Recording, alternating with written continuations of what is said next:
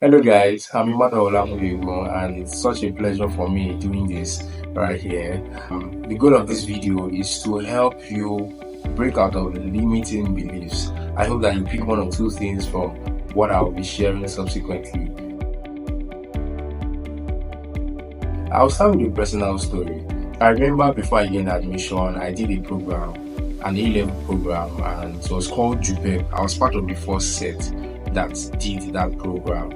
The goal was that after the program, we'll gain direct entry admission into 200 level, so we don't have to pass 200 level after completing that program. So it happened that when we started the program, I was a commercial student. My long-term goal was to study accounting. We started the program, and the maths that we were supposed to do then was not separated, such that whether you are a science student or commercial student, we all did the same maths. And so it was more like engineering maths, more like I was doing physics. And I just had it in my mind that no, there's no way I want to do it. I'm surely going to fail this thing. First contact test, I of course failed. I wasn't in fact, my mind was just there that no, this one I failed it. Alright. Until it now dawned on me that I paid a huge sum of money for that program, and then by the time everything was going to be completed, if I failed this maths, there were very high chances that I wasn't going to gain admission into the university. At that point, I knew that something had to change, or else I was just going to waste 1 year doing this JUPEP program, and then after everything, I go back home. What I did then was, I've always heard people say that they picked a textbook, and that textbook, they solved it from cover to cover, all the examples that were there. Before then, I used to think that it's not possible. How?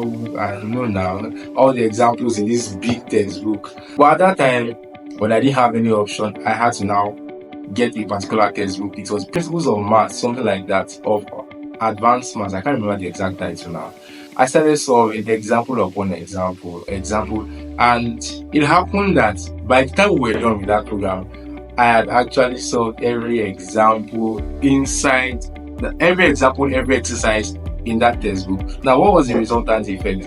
After the first month and second month of doing that, I realized that I had now changed, and I was now understanding what they were teaching us in the class. And jokingly, I was now tutoring people in class on this same maths that I said I could never understand, I could never pass. Even science students started coming to me when the results for second contact test was out, and I did very well. They started coming to me to put them through, to explain to them. I was like, I should be the one tutoring you guys now. But what changed?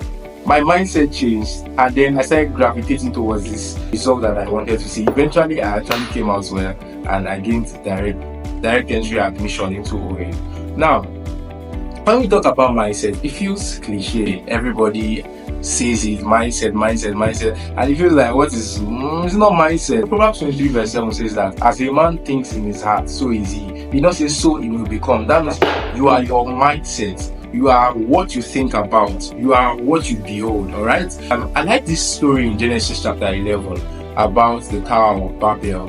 The men then they said, let us build this tower reaching up into the heavens.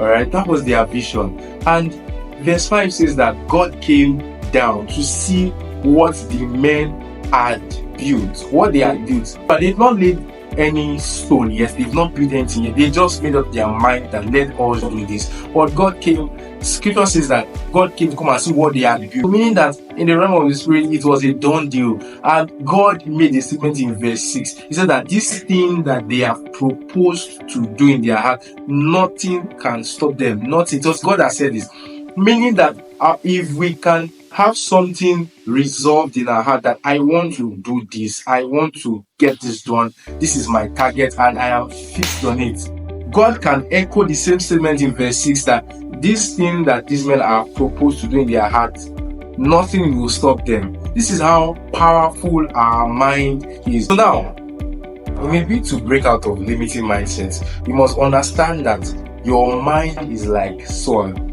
It is what you plant in there that germinates. Alright. The limiting mindsets that you have had so far are a product of the kind of information that you stored up in your mind prior to that time. If you want to change your wrong mindsets, those mindsets that have caged you in the limited results that you had, what you have to do is to change what goes into your mind. All right. Now let me make it like this. Now, first thing, you understand this is my goal. This is what I want to achieve.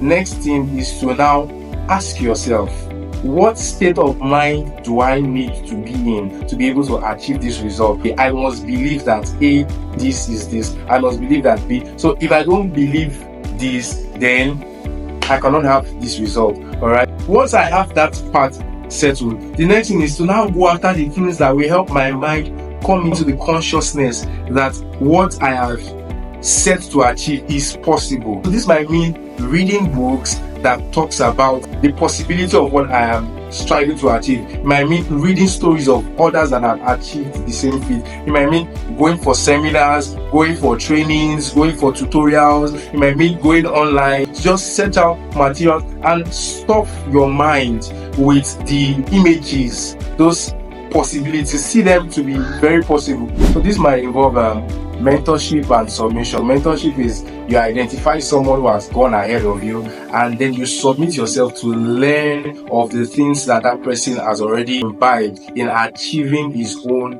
vision, that same vision that you are seeking to also achieve. Meanwhile, there's a part of submission. Submission is a step further, meaning that you are identifying everything you are doing. You are giving a report, you are giving an account, progress report to your mentor. Okay, this is what I am doing, this is the number of steps I'm taking so far, and this is my progress report. What do you think? What do I need to do better? And so on. Do you get that? That's that on submission. Then it will also involve you developing habit plans. Okay, based on what I want to achieve, I have to come up with a plan. I do this at so time of the day. I do this at so time. I do this at so time. I read this book just to help yourself to come into that full consciousness that this is possible, and then you are able to strive towards what you want to achieve. Then I'll close this video by saying that even God is limited by your mindset. You see that for instance in Matthew chapter 8, when the centurion was going to approach Jesus for healing, Jesus said to him that he was going to come to his house. And then the centurion said, no, there's no need for you to come to my house. All right. Think about it. Those times you have to trek a long distance. He said, just send a word. My question is this. Did Jesus not know that he could send a word to heal the centurion's daughter? Did he not know? He knew. But it means that he had been limited by the mindset of the people he had come across, and he wasn't expecting that somebody had this consciousness. So this person that now had this consciousness that it was a possibility, Jesus did not have to stress. He just sent the word. All right, and the healing took place at that instant. For all the people that Jesus had met before then, the reason he did not demonstrate the healing power through that method was because of the mindsets they had. When God is limited by our mindset concerning what he wants to do with our lives, how much more we ourselves. I hope that you let this push you to change your mindset. Anything is possible, anything, so long as you can picture it and you can just imagine it as possible, and then you start striving towards it. Anything you want to do is possible. I hope that you pick one or two things from this. Thank you very much. God bless you.